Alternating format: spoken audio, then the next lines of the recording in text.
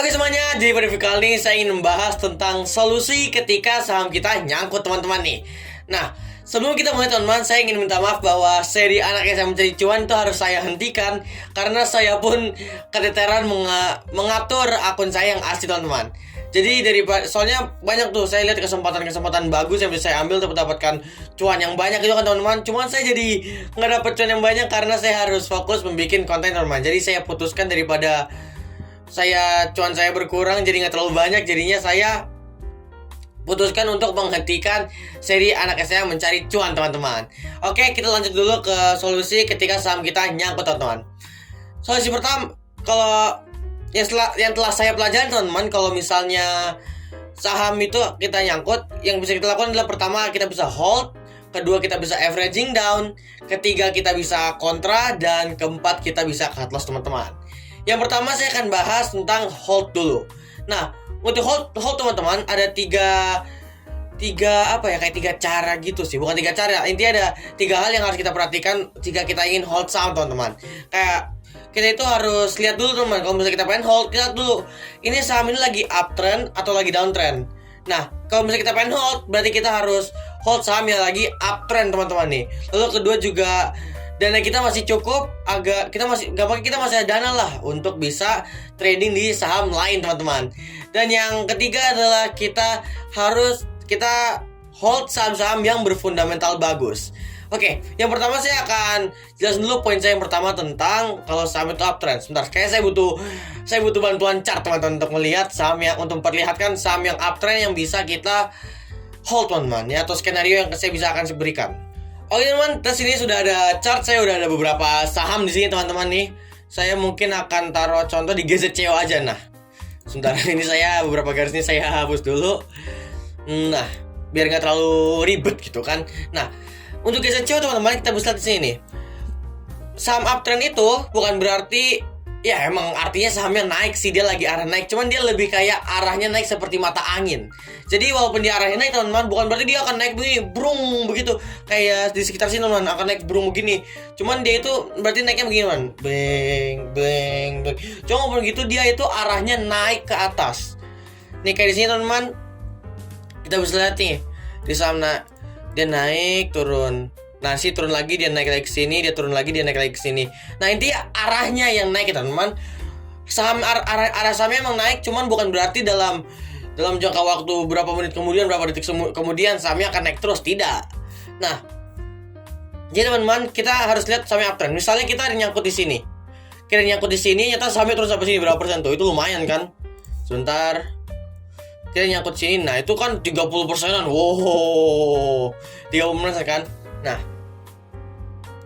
jadi coba kita bisa lihat sini nih, sahamnya masih uptrend teman-teman, yaitu dia masih bergerak naik. Nah, kalau misalnya masih seperti ini, kita masih bisa consider untuk hold. Tapi kenapa sih teman-teman, kalaupun saham uptrend itu kenapa dia itu bergelombang naiknya gitu kan? Jadi teman-teman, jadi kayak ini tuh bisa terjadi karena kemungkinan besar kan ada yang beli di sini. Nih pasti kan ada transaksi kan di sini. Kalau misalnya ada candle di sini berarti ada transaksi gitu kan. Nah, ada transaksi di sini, ada yang beli di sini. Nah, saat harganya naik ke sini dari 62 ke 100 200-an, itu kan bukan tekanan sih. Ada tekanan jual yang buat sahamnya turun. Iya. Nah, karena apa? Yang sudah beli di sini pasti akan taking profit. Nah, karena aksi taking profit tersebutlah membuat sahamnya turun teman-teman. Dan ini harusnya wajar karena kenapa? Orang kan pelaku pasar kan tujuannya apa? Untung. Kalau misalnya dibeli di bawah harganya naik, yang tugas kita apa sekarang?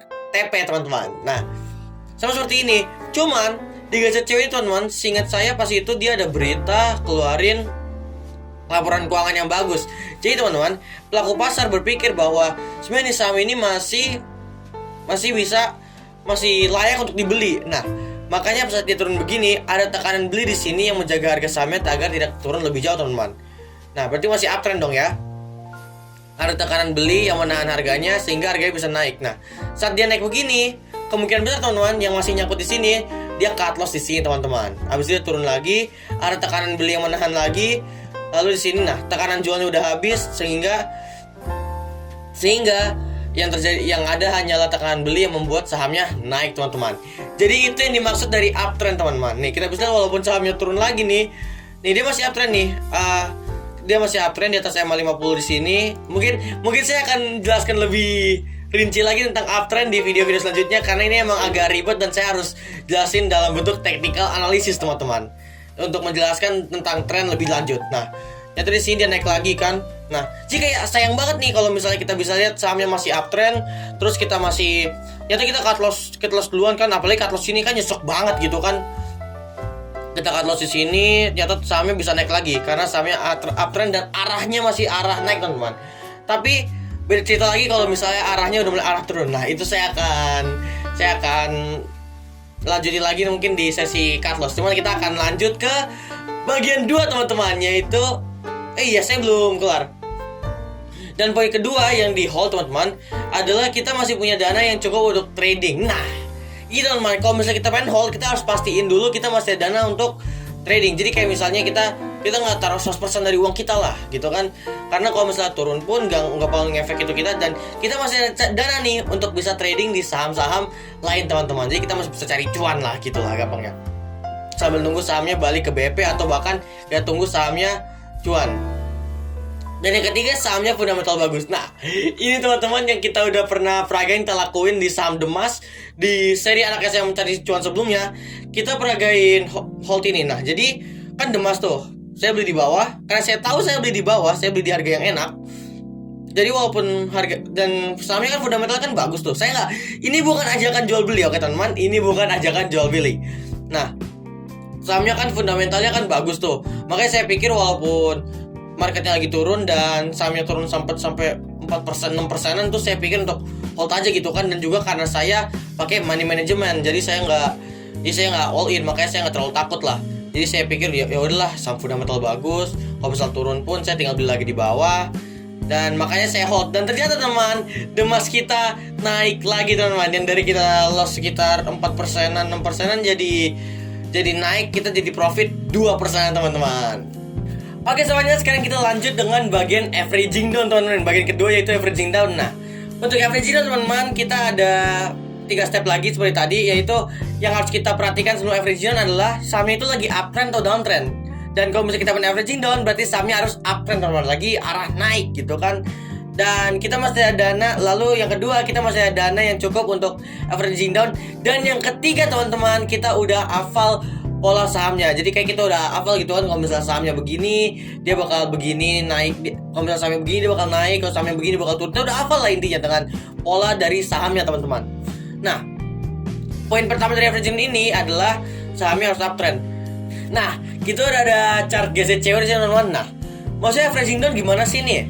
Kayak misalnya teman-teman beli sahamnya di harga segini kan, ini di harga segini. Nah, harga sahamnya turun tuh, nyangkut kan teman-teman, nyangkut nih.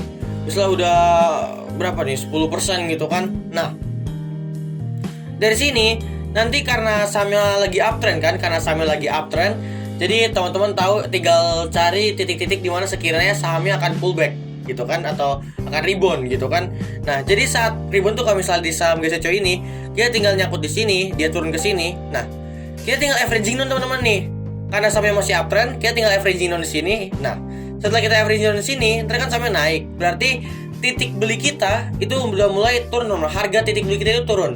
Nah, saat harga sahamnya naik, kita tinggal jual BP atau bahkan kita bisa jual cuan teman-teman, kalau misalnya sahamnya naik jauh lebih tinggi gitu kan. Nah, lalu harus diingat kalau misalnya average down ini kita juga butuh dana yang cukup. Jadi kayak intinya money management lah dijaga gitu kan, biar kalau misalnya sahamnya turun pun kita nggak terlalu stres, atau bahkan kalau misalnya sahamnya turun pun kita masih ada dana untuk beli lagi sahamnya gitu teman-teman. Nah, untuk average down ini teman-teman, kita bisa ada dua cara teman-teman. Kita bisa setiap dia turun, kita cicil beli terus kalau misalnya sahamnya turun. Kalau misalnya udah turun segini ya, kalau misalnya nih kan di sini turun nih, udah mulai ada tanda rebound. Nah, di sini kita bisa cicil beli terus teman-teman. Dan atau kita sekarang aja kita tunggu titik terendahnya di mana sahamnya akan berpotensi rebound atau pullback. Nah, di situ kita langsung ngebom gitu, 4 kali dari dana beli kita teman-teman. Kayak misalnya kita belinya 1 juta, kita sekali langsung 4 juta gitu kan averaging down-nya. Nah, begitu. Ini makanya kalau misalnya teman-teman mau averaging down, ini sangat penting kalau misalnya teman-teman udah apal pola sahamnya lah. Kalau misalnya sahamnya turun sini, sahamnya akan naik. Jadi kayak udah apal lah, udah apal sahamnya. Jadi kalau misalnya pengen averaging down pun mau beli banyak pun, jadi kayak udah tahu lah ini sahamnya berpotensi untuk naik teman-teman. Begitu teman-teman. Itu untuk yang averaging down. Selanjutnya kontra teman-teman. Nah, kontra ini kita ada dua cara dengan kontra. Kita bisa menggunakan hanya satu akun teman-teman, satu akun rekening saham, atau lebih dari satu akun rekening saham. Tapi yang pertama saya akan jelaskan hanya dengan satu akun rekening saham teman-teman. Nah, untuk kontra ini teman-teman, kita bisa misalnya nih, sahamnya udah nyangkut kan, sahamnya nyangkut, habis itu dia turun gitu kan. Nah dia turun, ya udah kita biarin aja dulu saham ini kita biarin lah teman-teman. Nah, jadi habis itu kita trading lagi teman-teman nih dengan sisa dana yang ada. Nah makanya ini juga pentingnya sebelum entry posisi harus at least siapin dana lah supaya masih bisa trading gitu kan. Nah dengan sisa dana yang ada, yang ini kita lupain, misalnya saham ini yang nyangkut ini kita lupain dulu. Nah dengan sisa dana yang ada teman-teman, kita trading terus lah, trading sampai sekiranya cuannya jauh lebih banyak. Udah cuan dari dana kita yang ini udah melebihi atau menutupi atau bahkan melebihi dari loss ya teman-teman. Nah misalnya kita udah cuan nih, kita ada loss, sahamnya turun, yang di sini kita loss 200.000. Nah, di sini nyata kita udah kumpulin dana nih, kita udah cuan, nyata kita profit 800.000 teman-teman. Nah, dari sini kita bisa consider untuk beli sahamnya teman-teman. Maksudnya kita bisa jual dalam keadaan rugi teman-teman, dan berarti kita masih cuan sebanyak 600.000 kan teman-teman. Nah, jadi itu kontra yang hanya dengan satu akun teman-teman. Kalau misalnya dengan lebih dari satu akun, kita begini teman-teman. Kita nih sahamnya nyangkut di akun yang satu, kita lihat nih sahamnya nyangkut, turun kan, sahamnya turun. Nah di saham yang kedua, di akun yang kedua, kita beli lagi teman-teman di bawah.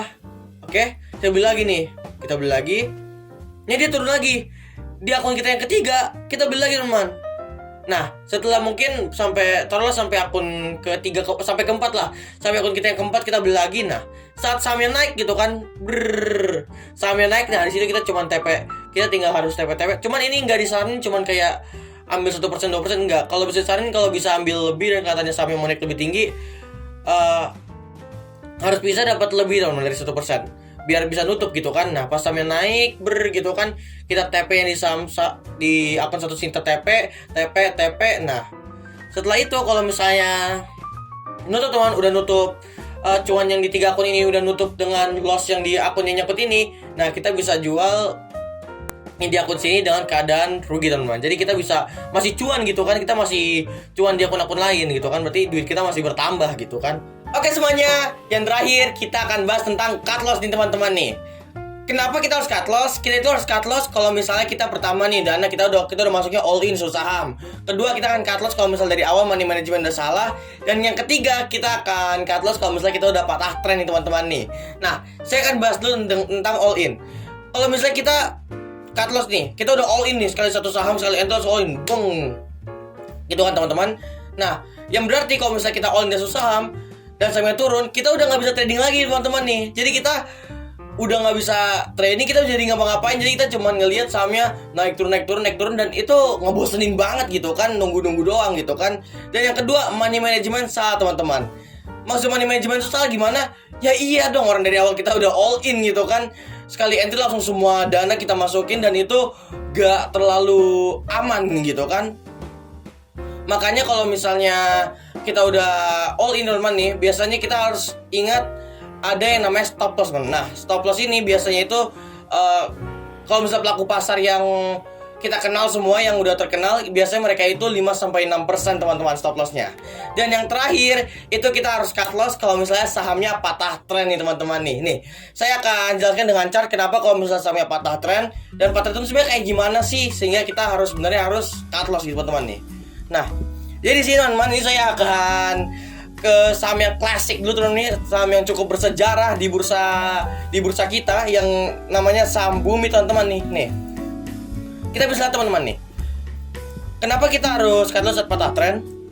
Pertama, kita bisa nih, karena kalau berarti patah tren itu berarti udah berubah mata angin nih teman. Tadi kan saya sempat bahas tentang uptrend. Kalau misalnya uptrend itu berarti mata anginnya itu bergerak ke atas, jadi sahamnya akan lanjut ke atas sampai dia berhenti gitu kan.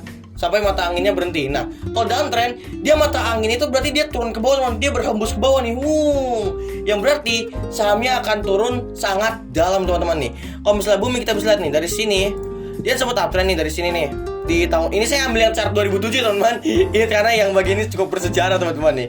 Dia sempat uptrend nih. Di sini dia uptrend.